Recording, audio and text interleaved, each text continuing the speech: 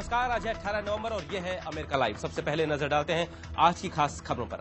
अमेरिकी राष्ट्रपति की हुई चीनी राष्ट्रपति से बातचीत। ओबामा ने कहा तिब्बत चीन का हिस्सा, लेकिन किया दलाई लामा से जल्द बात करने का समर्थन।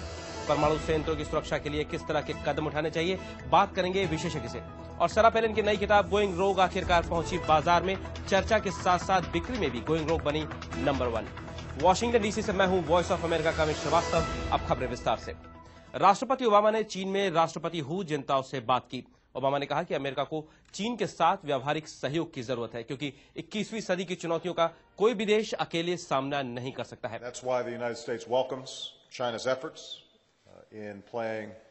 राष्ट्रपति ओबामा ने यह भी कहा कि विश्व स्तर पर चीन की बड़ी भूमिका निभाने के प्रयासों का हम स्वागत करते हैं। इतना ही नहीं, ओबामा और जिनताओ ने दक्षिण एशिया में शांति पर भी बात की। क्या मायने हैं उनकी बातचीत के, इसी बारे में बात करने के लिए हमारे स्टूडियो में है दक्षिण एशिया सुरक्षा विशेषज्ञ राजा कार्तिकेय। राजा, स्वागत है आपका स्टूडियो में। धन्यवाद। राष्ट्रपति ओबामा की जो हू जिनताओ से बात हुई राष्ट्रपति चीन से, तो उसमें भारत पाकिस्तान का भी जिक्र आया, ऐसा चर्चा है हर जगह। तो क्या बातचीत हुई भारत पाकिस्तान को लेकर? देखिए, राष्ट्रपति ओबामा जो हैं वो मानते हैं, उनके पहले जितने भी राष्ट्रपति थे उन सबके मुकाबले राष्ट्रपति ओबामा मानते हैं कि चाइना जो है इंटरनेशनल पॉलिटिक्स में एक पॉजिटिव फोर्स है।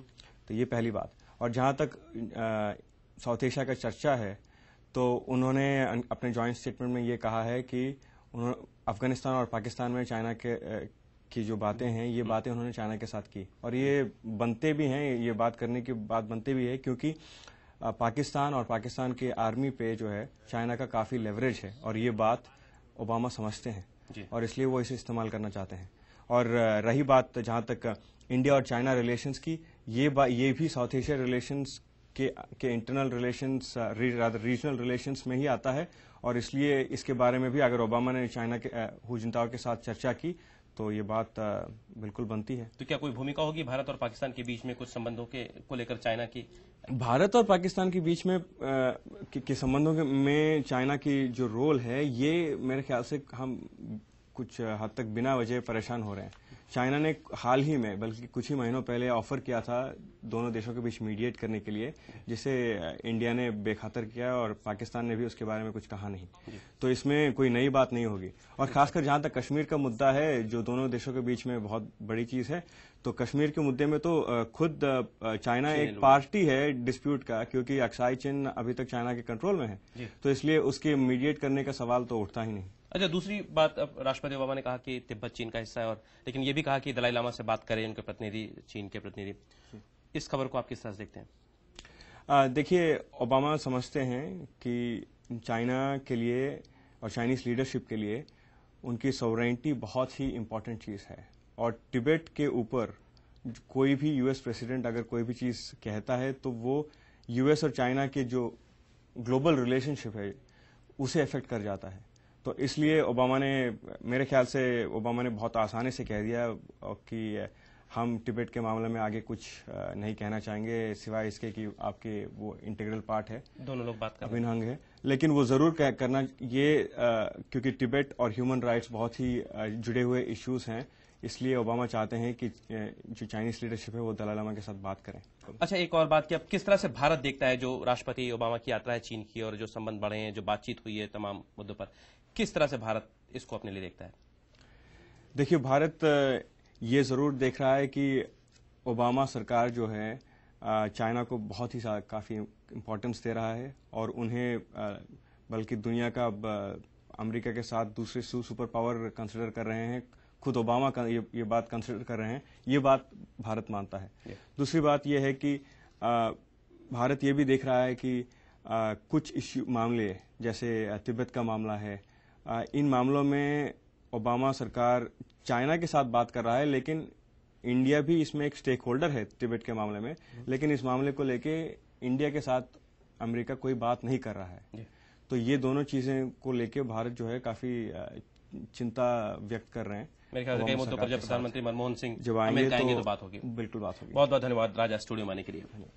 जब से यह खबर आई है कि अमेरिकी खुफिया एजेंसी एफबीआई द्वारा शिकागो में गिरफ्तार डेविड हेडली ने भारत में परमाणु संयंत्रों वाले राज्यों की यात्रा की थी, तब से परमाणु संयंत्रों वाले राज्यों में हाई अलर्ट है। इस बारे में वॉइस ऑफ अमेरिका हिंदी सेवा की प्रबंध संपादक निहारिका आचार्य ने परमाणु सुरक्षा विशेषज्ञ पीटर स्टॉकटन से बात की। Clearly a terrorist group. कोई भी आतंकवादी समूह बड़े नुकसान की तलाश में रहता है। अगर परमाणु संयंत्र निशाना हो तो कई मौतें होंगी, सैकड़ों हजारों वर्ग मील तक उसका असर होगा। प्रधानमंत्री मनमोहन सिंह ने कहा है कि परमाणु प्रतिष्ठानों की पूरी सुरक्षा के लिए भारत सरकार हर मुमकिन कदम उठाएगी। पीटर स्टॉकटन बताते हैं कि परमाणु कारखानों की सुरक्षा के लिए किस तरह के कदम उठाने होंगे। मैं पहले सेना को लगाने की बात कहूंगा। अवरोधक जैसे ट्रक बॉम्ब बैरियर्स जितने दूर तक लगा सकते हो लगाने चाहिए। अगर आपके पास उच्च तकनीक के हथियार हैं तो जल्द से जल्द लगाने चाहिए। सुरक्षा बलों को लगाने में यही देखना पड़ता है कि वो ठीक तरह से प्रशिक्षित हैं या उन्हें और बेहतर प्रशिक्षण चाहिए ताकि वो एक इकाई की तरह काम कर सकें। 2008 अमेरिकी चुनावों में चर्चा में रही रिपब्लिकन पार्टी के उपराष्ट्रपति पद की उम्मीदवार सारा पैलिन किसी न किसी वजह से चर्चा में बनी रहती हैं। कुछ दिनों पहले उन्होंने अलास्का राज्य के गवर्नर पद से इस्तीफा भी दे दिया था, लेकिन आजकल चर्चा में है अपनी नई किताब गोइंग रोग के कारण। अलास्का की पूर्व गवर्नर और 2008 में रिपब्लिकन पार्टी की उपराष्ट्रपति पद की उम्मीदवार सारा पैलिन मीडिया में अपनी नई किताब गोइंग रोग की बड़ी जोश से पब्लिसिटी कर रही है। पैलिन ने एक इंटरव्यू में कहा कि चुनाव प्रचार के दौरान लोगों को उनके परिवार, उनके रिकॉर्ड और उनके राज्य के बारे में काफी गलतफहमियां थी। पैलिन के संस्मरण में उन्होंने कहा कि रिपब्लिकन पार्टी के राष्ट्रपति पद के उम्मीदवार जॉन मैकेन के चुनाव सलाहकार बहुत ज्यादा नियंत्रण करते थे, खाने पीने और कपड़ों पर भी निर्देशन देते थे। कहा गया है कि इन्हीं सलाहकारों ने पैलिन को बराक ओबामा से हार के लिए दोषी ठहराया। For some people, this is a business. कुछ लोगों के लिए ये एक व्यापार जैसा है। हार का बोझ खुद नहीं उठाना चाहते। उन्हें अपनी प्रतिष्ठा का ख्याल रखना होता है, अपना बचाव करना होता है ताकि उन पर इल्जाम न आए। पैलिन ने ये भी कहा कि वे राष्ट्रपति के रूप में बराक ओबामा को ज्यादा नहीं सराहती। हालांकि पैलिन ने खुलकर ये नहीं कहा कि वे 2012 के राष्ट्रपति चुनावों के लिए तैयारी कर रही हैं। उन्होंने ये जरूर कहा कि वे अमेरिका की सेवा करना चाहती है। उनकी किताब बाजार तक पहुंची ही है और एडवांस सेल्स के मुताबिक पहले से ही बेस्टसेलर बन गई है। गोइंग रोग की 15 लाख प्रतियां प्रिंट हुई है और पैलिन अपना बुक टूर मिशिगन से आज शुरू करेंगी। Sonali Sen, voice of America. America live आप हमारी वेबसाइट www.voasamachaar.com पर भी देख सकते हैं। अमेरिका लाइव के बारे में अपनी राय हमें americalive@voanews.com पर भेजना ना भूलें। अमेरिका की बड़ी खबरों के साथ कल फिर मिलेंगे। नमस्कार।